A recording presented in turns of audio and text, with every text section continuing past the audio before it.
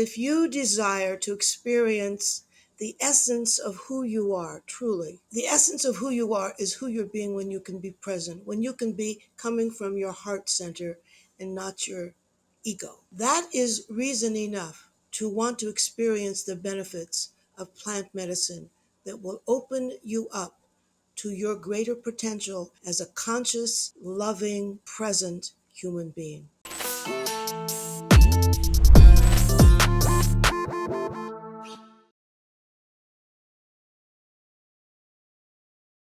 Hello, everybody.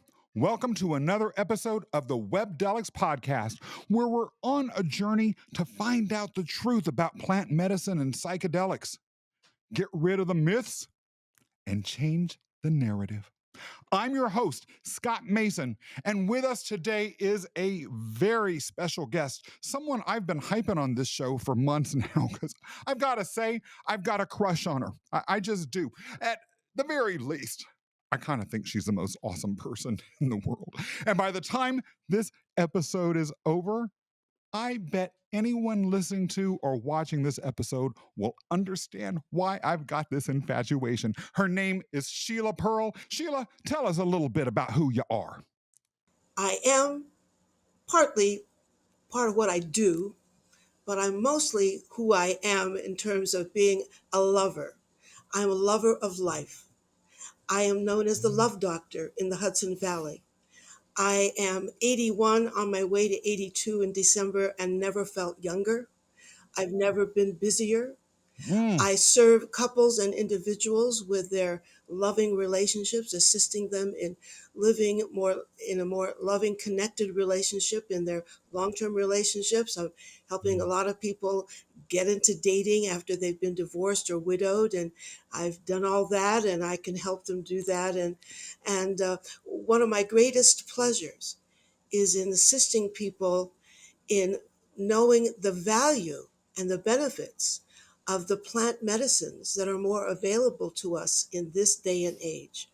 I grew up in the 50s and 60s, and I never had journeys. I never had any plant medicine because at the time I probably was ready to try it. It was illegal and I just couldn't do it. And so I got to meet someone when I was 79 who just came plopped into my lap from the universe and introduced this opportunity to experience plant medicine. I said, I've been looking for you for decades. I'm ready to go. I love that story. And it goes exactly as to what the theme of today's episode is, which is about plant medicine, psychedelics, and aging. I have to ask, and you've kind of partially answered it, but I want to go into a little bit more detail. How on earth did a 79-year-old lady suddenly find herself in a situation where a person came and plopped themselves into their lives and they were talking about psychedelics? And I've got to contextualize this question a little bit, because is it not true that you were heavily involved with a synagogue for a long time? Yes, I'm also a retired cantor, and I'm the widow of a rabbi. My grandson is a rabbi. I'm surrounded by clergy. I was a professional clergy in Judaism. And so that's very much part of who I am. We want to ask who I've been a singer all my life, Mm. as well as a psychotherapist and spiritual teacher and relationship coach. So all of this is kind of coalesced in who I am today. And I was on a coaching group call coming out of Germany uh, over 2 years ago. And on that group call, I met the woman who's been my shaman, my facilitator for many of the journeys that I've been on the past 2 years. And she was on this group call because of her coaching practice, not having anything to do with the journey work, with the plant medicine. But when I moved into my new apartment here in Newburgh, I invited her to come and let me treat her to lunch. And we had a chance to connect. And she told me what her real passion was. Mm. Now, this is a woman who's 40 years younger than I am Wow. and doing something that's her passion. And I got it. I got it immediately. And I've been thinking about this a long time, but I really hadn't been specifically thinking about it. But when she came into my life and told me what her passion was, and I grew to respect her and to trust her. I understood that the nature of the work I wanted to do is best done under very carefully monitored and directed conditions, so that it wasn't like it was when I was younger and more stupid, where people were doing all of these journeys and tripping left and right and doing crazy things. But what I was introduced to was the process of using the plant medicines under supervision and being monitored and taken care of, usually in groups, although sometimes there are private journeys. But that very much appealed to me. So I learned about the world of shamans who are doing these journeys with plant medicine, and my facilitator friend who does this work under the direction of a doctor who comes out of California. Wasn't there a part of you that might have said to yourself, or maybe there were people around you that you spoke to who thought, well, what is there to benefit to someone at your age and stage in life? You have been involved in the spiritual world for decades. You are at that point 79 years old. Uh, isn't that something that one would associate with someone who is maybe seeking some sort of resolution or next step forward in their life, or who is suffering some sort of trauma? As a psychotherapist, you have all of these tools already available to you. You have had the wisdom and experience of having lived a very full and rich life. What would psychedelics bring that's different than what you've had before? I'm so glad you asked. I told you I'm the widow of a rabbi. Yes. My dear husband struggled for the past 10 years of his life with dementia. Mhm. And it was a form of dementia called diffuse Lewy body disorder, which is a very mean trick that this disease plays on the person struggling with it. Because sometimes the person is right here and is present and knows what's going on, and the next moment they're suffering from certain symptoms of Parkinson's, which is a feature of this, Oh, and they don't have any idea who anyone is because they are just not here. So oh. with this experience, I became very curious about the brain and the mind, and I've been a researcher all my life. When I graduated UC Berkeley, I had 7 degrees, undergraduate degrees, because I was just curious. Well, And 7 undergraduate degree. And yeah, would you might call ranging yourself a from little bit of an overachiever, Sheila? I just, I was just curious. Fascinating. I had so much to learn, and one thing led to the other. So one of my majors was English literature, and another was music and speech and drama. Another was religion. Another was philosophy. Another was sociology and psychology. You can see how they're all Yeah. related, right? And so once you delve into these things, as a young person who's hungry and curious in the first place, I couldn't get enough, but I had to stop somewhere. So I finally, but so I got all these undergraduate degrees in the humanities, and then later went back to graduate school and got my master's in clinical social work. Mm. And so, having said that, I've always been curious about the mind and relationships and possibilities and spiritual growth and the expansion of our consciousness. And because I am curious and have been looking into and hearing more about plant medicine before I met my dear facilitator, I'm not mentioning names on Mhm. purpose. So just saying. So, but my dear sweet facilitator and later meeting my shamans, I realized that there's something in these sacred ceremonies using the plant medicines that's been used by our ancestors and by ancestral communities for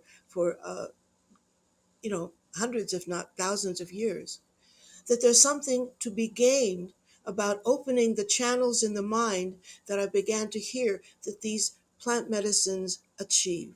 They help you to open up our consciousness in ways that, in ancient cultures and civilizations, they took it for granted, but they used it as a spiritual kind of inquiry and healing, not for recreation. Mhm. So, because of my experience with my husband and his dementia, I wanted to make sure that I personally did everything I could to protect my health, my brain health, and all of that. Plus, to expand my own consciousness at this stage of my life, recognizing that every day really counts. Mm-hmm. It And so I began to do the research even before I had my first journey, even before I had my first experience, and learned that the material out there now is mind blowing, literally, and substantive, incredibly so, and that the studies that are being done all over the world, including at Johns Hopkins, have been going on for quite a while, that are proving the benefit of these plant medicines to our healing mental illness, and to gaining greater awareness and raising our consciousness. Uh, the extent of the benefits of this for those of us who are of any age, much less aging, is huge. Now, at the time I was in the middle of doing this journey, and about a year after I had started the journeys, one of my best friends had a relapse with her cancer, and she began to go into she began to die. I mean, in other words, everyone had done everything they could for yeah. her, and so she knew that she was dying. I was able to introduce the plant medicine to her in a very gentle way, so I could assist her with the process of dying and give her some sense of comfort. And we a couple of times we did very what I call very light journeys, where with just a little bit of the medicine, where we were able to just laugh and listen to music, and at that time she wasn't able to move much, but we put the rock music on, and we would dance with our fingers and our toes, and we were able to laugh, and it just added to her sense of being fully alive at a time that she knew that the hourglass was ticking and that it was time. And I was able to give her some experiences of being more fully alive with these gentle, just to add the plant medicines, as I say, microdoses, just a little bit, so I could give her some of that benefit. And it added to her sense of peace. It added to her sense of being fully present. What I've discovered for me is that the plant medicines have allowed me to be more fully present in my life, to be more out of my head, in my body, in my heart, and to be more attuned to myself and others in the work I do, to be able to be more present and to be more compassionate, makes a big difference. And so I've noticed that that has been one of the major benefits of using the plant medicines on a regular basis. I will have a journey once every month or two. Sometimes I will do microdosing in between, which is a very light version of the plant medicines. And sometimes I will use the microdoses that assist me in writing when I want to do some of my writing, and it gives me more clarity, and I'm able to access my intuition more readily. It's an amazing experience that I have, Scott. I can't tell you. It's hard for me to explain how, although I'm almost 82, I feel younger than ever. I've had a sweet lover in my life for 18 years. And he said to me, "Babe," I just saw him last week, "Babe, you're younger than ever. You're more sexy than ever." And I could say the same to him, but it's very sweet. It's a very sweet thing to experience myself at sometimes feeling like I'm 16 and having the energy of a 16-year-old or a 26-year-old or a 36-year-old. And, when I look in the mirror, one of the things that I've been able to accomplish with the use of the plant medicines and the sacred ceremonies is I'm no longer afraid of my age. I'm no longer afraid of death. I'm no longer afraid of my aging body. It is what it is. I'm able to be present to myself to the point where I just let myself be me. And I can't tell you how liberating that is, because I'm out of my head. I'm not in my ego. I'm in my heart intelligence. And that's one of the things that this has promulgated for me and for many of those that I know who are in my communities where we use these wonderful plant medicines. This is astounding. Before we go any further, talk to me a little bit about the key medicines that you use. I know psilocybin is part of it. Is that the principal one that you have been utilizing, or are there other ones that have been part of the There are experiences there that you built yeah up? there are different formulations, different facilitators and different shamans use different combinations. So what I've experienced over the past 2 years is psilocybin and ayahuasca and a Mm. combination of kanna, which is a natural herb, which is added to some of these plant medicines just to have an additional heart opening experience. I've also experienced MDMA, which is otherwise known as ecstasy. I've also experienced LSD, which was an amazing experience, which was not anything like what I thought it would be. And it was carefully monitored, and I was well taken care of by people who could attest to the quality of the product itself and took care of me during the journey. Let's get back to what you were talking about a minute ago with regards to how the use of these substances has changed the way you perceive yourself, particularly with regards to the aging process. There are people that are terrified of it. There are people, you read about them in the news all the time, who are on radical anti aging biohacking sorts of programs, or who spend a huge amount of money on plastic surgery or hair implants or all sorts of things like that. Not that any of those are things that I would somehow suggest people shouldn't do. Hey, I might Mm. have 10 or 15 plastic surgeries in the next couple of weeks. What do I know? But I really don't believe in judging people for that. But you're talking about a transformative experience from the inside that is, I would, as I'm hearing it, almost make those sorts of external modifications irrelevant. How did this internal transformation occur? What was happening with you so that you felt this way? How did you make it happen, Sheila? Well, first of all, don't forget the nature of the work I do every day is assisting people with being more present in their relationships and being more emotionally intelligent and being more conscious and all of that. So that's kind of a Mm, backdrop of where I'm hmm. coming from all the time. But I know for my own growth as a human being, there's no such thing as having arrived at enlightenment. It's always a process, right? You're always going from point A to point B. Once you get to point B, you're going to keep on going. You don't stop like I finally Mm. arrived, right? So I know that the possibilities for mind expansion, consciousness expansion is limitless. It is the possibilities are unlimited in terms of what we're capable of. We hear this all the time that we usually use 5 to 10% of our brain capacity. Well, what if these natural medicines, these plant medicines, naturally open pathways in the brain to expanding our consciousness, which is what they do? Think What are the possibilities there when you open up that possibility for yourself? So I feel like I've just begun, right? My next journey's next weekend. wow. So I feel like I've just begun. Wow. As you're talking, I can't help but think of another group that perhaps could benefit from some of the therapeutic effects that these journeys have had on you. But I would love to hear whether you have any thoughts about this. There are people I've met who are, I'll just put it this way, 35 going on 90. An example of this was a woman who I knew who, when she was literally turning 35, said to herself, I'm old. I'm beyond the ability to change. She hadn't met the right significant other for herself yet. And so she said, I'm going to stop looking because as an older person now, my time for change has passed. And you see that in other communities or in other groups of people.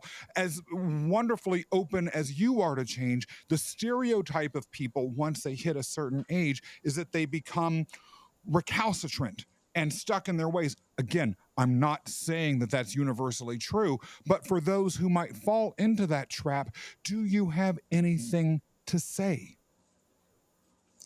Oh, Do you have a few weeks? I have a lot to say, and I'll try to hone it down because we have limited time here. But one of our major epidemics in life, in living in the time that we're living, is that most people are distracted by their devices. They're distracted by their concern about things, stuff, material things. People are locked in their minds. They're on this treadmill of overthinking. And so there's so much in their mind and there's so much in their ego, they don't even know what it feels like to be fully present. I will tell you that when you can be fully present, Eckhart Tolle, of course, talks about this. The Dalai Lama talks about it. Thich Nhat Hanh talks about it. So this is something that we're keenly aware of. But when you can be fully present, you cannot be depressed. You can't, because by definition, depression is something that happens when your mind is going either to the left or the right of the present Hmm. moment. I'm oversimplifying. And I'm not saying that people who are clinically deeply depressed can just be brought out of it by helping them become more present. But what the literature is showing us is that by using the plant medicines, by using psilocybin, by using ayahuasca, by using ketamine and some of these other substances, some of them are plants, some are formulated.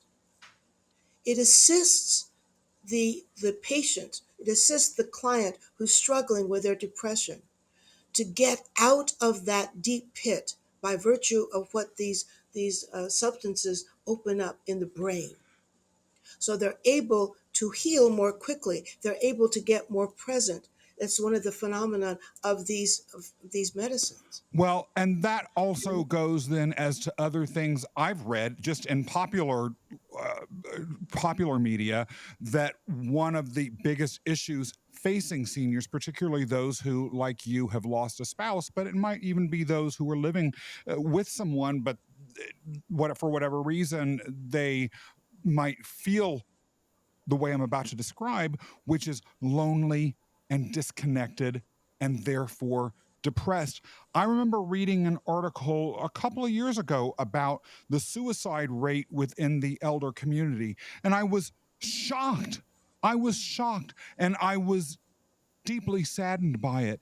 What you're talking about then raises the potential of deeper engagement in these medicines and other substances by this community as potentially turning the curve on what is a ongoing and chronic social crisis.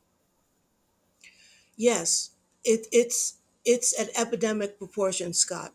It's terribly sad.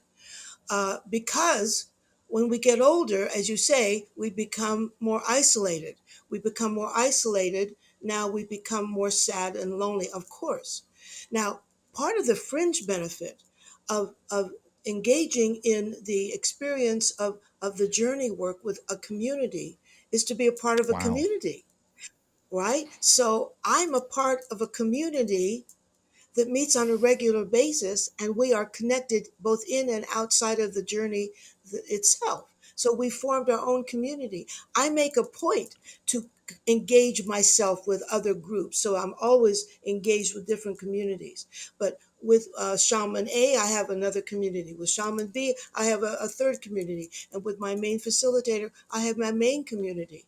Just having that is beginning to solve the problem of sadness and loneliness and isolation, because by virtue of doing this work in a community, you're now connected. We need desperately to be connected. And in some of my communities, we connect by cuddling, by snuggling in the midst of the journey Wow. experience, which is extremely healing, extremely beneficial. So all of those are kind of fringe benefits of the journey worlds, of the various places where you can now find your shaman, find your facilitator, find your guide, and be a part of a community. So you are connected. It's hugely important. Sheila, I have to say, we have discussed psychedelics and plant medicine as a vehicle to deepen people's social and emotional bonds with each other a lot in this podcast. But no one has ever raised the fringe benefit that you've just discussed in this show so far at all. So that is something really interesting and new, along with a lot of other things that you've brought into the room. And I particularly want to thank you for that. Interestingly enough, one of the key drivers for social connection throughout the history of the Western world, not to mention many other cultures, has been organized religion and the communities that are grounded in those institutions that, as innumerable studies and and all sorts of data demonstrate, is in decline, particularly in the Western world, but in Mm. other parts of the world as well. Now, on the one hand, the absence of those institutions almost certainly would further the sense of isolation that people in the elder community might have, because those individuals are more likely to be traditional in that they were raised in these institutions when they were at their peak. On the other hand, it also may create a tension within someone listening to this podcast episode or watching it about whether they really want to proceed, because a traditionalist may say, well, wait a minute, I go and tell my pastor that I did this, and I could be accused of sinning, and maybe I am. Or I might raise this in confession to my priest, and they may have real objections to me doing this. They may have a whole host of deeply held spiritual beliefs that have been bolstered by these institutions or those representing those institutions as their leaders, that keep them from moving forward as someone with a deep history in one of those institutions. What would you have to say to such a person? I understand what you're saying. I'm very sensitive to it since I am a retired clergy person, Yeah. and and I have Christian family and friends as well, in which I'm keenly aware that there may be that, let's just say, a prejudice towards or beliefs against this kind of thing. Just, I mean, you may know this, that there are people who are raised as Catholics that think yoga is heresy. So Yeah. we're up against that kind of polarization of ways of being and pathways of expanding our consciousness and whatever. um, I'm noticing that among certain religions, certain religious people, there will continue to be an objection to or an aversion to or wanting to put the brakes on this kind of experience because they don't understand it. Mm. And they think that it's something that it's not. And they think that it's voodoo or it's something that's not true. Because the literature now is significant. So now this is science. It's not just anecdotal. Mm-hmm. So the science now is saying this is beneficial. We need to take steps to legalize these substances because they can help people. And I think the more we focus on the science of it and the states in which these substances are now being legalized and which is being loosened up for people to be able to have more access to these substances, you're going to find that there's going to be more and more increasing acceptance. But this is a real obstacle. But you know, sometimes I wonder if we're going backwards or forwards in our country right now with certain demonization of people and ideas and whatever. So we need to talk about the data. We need to talk about the results of studies at places like Johns Hopkins or Harvard or UC Berkeley, where these substances have been used with great success. So there's all kinds of things on Netflix and other major platforms, documentaries on the benefits of these substances. So it's being more mainstream. So that's the good news. There's a lot out there now that's talking about these Right. substances and the use of them, and so it's being documented. So we have, Michael Pollan's book that's now made into a series on, I think it's Yeah. Netflix. Um, and so, it's more mainstream, which is the good news. The bad news is that sometimes we have to stay under the radar in being open about where to go, who to go, and stuff like that, because these substances are not legal in every state.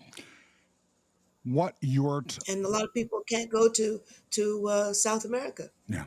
Yeah. And access is an issue that, particularly for those who may potentially benefit from these substances due to trauma induced by poverty or just the alienation that being on the margins of society in a whole host of ways can bring uh, are issues that point to who needs these substances perhaps the most, not having access to them. And we have episodes that have discussed, for instance, psychedelics and racism, psychedelics and poverty, that go into some detail about how and why psychedelics can perhaps help alleviate some of these larger social problems as well as help those that are suffering from the ill effects of the systems that caused those injustices to occur within our Hmm. society. So thank you for tapping into that. There's one final set of issues that I wanted to address with you. A sad reality is that a big target for exploitation in our society are seniors. And it's everything from email and texting scams to supplement advertisements, and I'm talking about like over the counter substance advertisements, to all sorts of quack remedies to problems. We've mentioned earlier the Right. importance of engaging in any plant medicine or psychedelic related activity in a controlled, safe environment. But how do those who may have relatives in the senior community or those that they care about in the senior community uh, that they feel might be vulnerable to exploitation, um, how exactly could we keep those individuals from the hands of those that might use the psychedelic renaissance as an opportunity to scam? And I just have to say, before you answer that question, there are scams that are going on every day on places like Yeah. Instagram related to these substances that are targeted to everyday adults that one would think are not part of any vulnerable group, as in your homeboy here. So I can only imagine the impact of this sort of Yeah. emerging uh, culture, cultural shift on those who seek to prey on people that are a lot more vulnerable than me. Uh, well, we need to continue to focus on and to dwell on how important it is to have the right guide or shaman or facilitator, to not do this in a environment of recreation, because you're not you're not going to get out of it what you need to get out of it therapeutically by doing it for recreation to see how high you Mm-hmm. can get. It's not about Mm-hmm. that. And a lot of people don't understand. So you want to make sure that you continue to dwell on and to emphasize how important it is to appreciate the power of these medicines and how much we need to respect them and to use them judiciously, carefully, and with guidance. By the way, with my shamans and my guide, we submit a medical record. We are carefully screened to make sure that we don't have physical conditions or taking meds that will be counterproductive in terms of the medicines. And if you are, the medicines are adjusted or you can't take them. So, that all has to be stressed. and emphasized often. This is not for just getting a thrill. This is about doing something just like you were taking medicine that's carefully monitored and measured. The dose matters. It matters a lot. So, the microdosing is a very safe Mhm. way to introduce to the body and the brain the benefits of psilocybin. Psilocybin is one of the more common substances that you can microdose with very effectively. So that introduces to the body those small doses that will open those channels in the brain, but you're not going to be compromised. And again, you get your microdosing product from a source you can trust. You don't just get it online. Right. I always refer to these untrustworthy sources as my homeboy Shane down the street. Somehow, this homeboy Shane sort of represents all of these untrustworthy, weird sources of these substances that are out there, and that it can be easy to be sucked into if you start getting excited about them. One of the things that you pointed to that really is going to stick with me and goes as to the credibility of anyone that you work with, although, of course, it's not the only deciding factor, is whether they're bothering to even ask you about your medical history. If you're 80 years old and you're seeking to have this experience and they don't even ask whether you're on medicine or any other issues that you might have, I have to admit it would, should, and has to raise a caution. It's a real big red flag, absolutely. You must be with someone who wants to know if you can handle the medicine. Thank you for that. It's plant medicine, but it's still a medicine, and it does have an effect on your body and your brain. So you want to make sure that you're with someone who's watching out for you and knows what to do and knows what to give you or not. Absolutely. It's terribly important. You know, before this episode was taped, I went through a very, very severe illness. And Oh, you did. one of the things I realized during that, perhaps more than ever, was the tenuousness of life and how little things can have a dramatic play out as we go forward.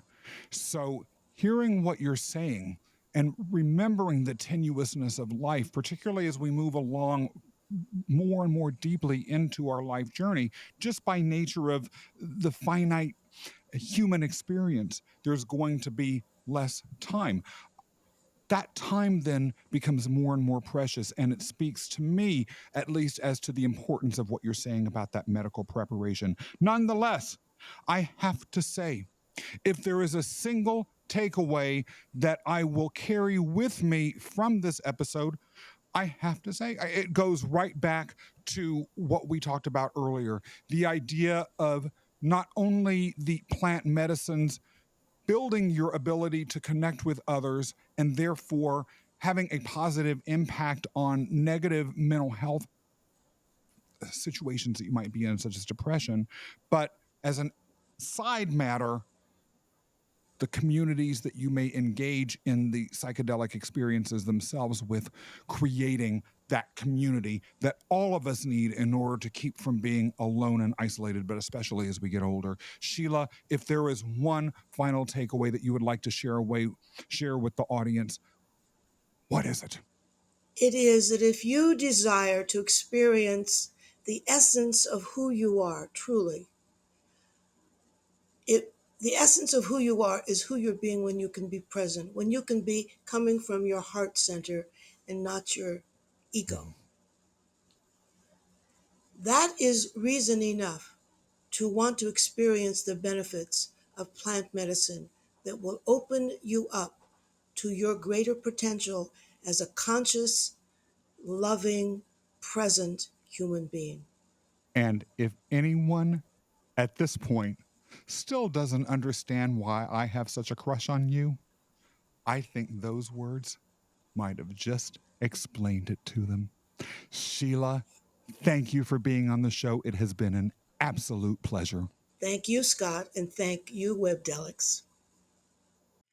For those of you who are listening and watching, if you enjoyed today's episode, there is a lot more good stuff to come. We have coming up episodes focusing on bad psychedelic experiences, why they happen, what they mean. We have an emergency room doctor who is going to share his perspective on plant medicines. And we're also going to begin a series of episodes that explore specific substances in a lot of detail, so you understand exactly what they are and the differences between them, why they might be right for you or why they might not. If you enjoyed the episode, I not only ask that you tune in and listen to all of those, but tell the world about what we're doing. Come on, people. We want to share the news. Webdelics is the most trusted resource for information about plant medicine and psychedelics on the web. So all you need to do is subscribe to this podcast on your favorite audio platform or on YouTube, and then go onto our social media platforms: LinkedIn, Instagram, Facebook, YouTube, Twitter. Follow us there too, and maybe share some of our content with your friends. And then go to our website at webdelics.com. That's WEBDELICS.com. And sign up for our blog for even more detailed and trusted information on this topic that is of utmost importance in a world that's rapidly changing. And in the meantime, once you've done all of that, be sure to join us again for another episode of the Webdelics podcast.